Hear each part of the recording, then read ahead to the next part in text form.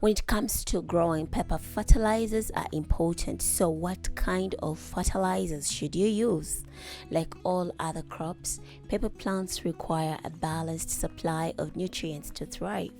Plant nutrients are categorized into three main groups, that is, macronutrients, secondary nutrients, and micronutrients. Now, let's find out what each of these mean, starting with macronutrients. Have you bought that fertilizer labeled NPK? Macronutrients are comprised of nitrogen, phosphorus, and potassium.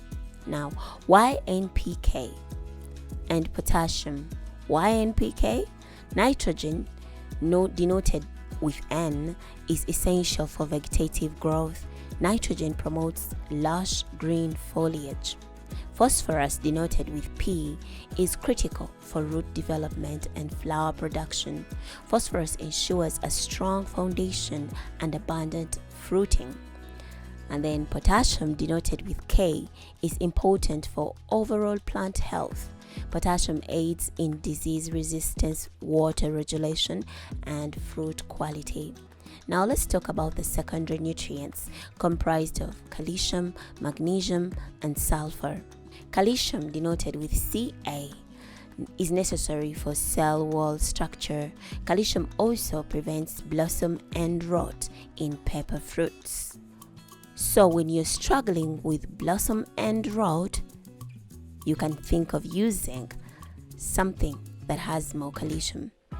Magnesium, denoted with Mg, is central to chlorophyll production. Magnesium is vital for photosynthesis. Sulfur, denoted with S, is important for proteins synthesis and enzyme function. Sulfur enhances overall plant health. Wrapping up secondary nutrients. Moving on to micronutrients.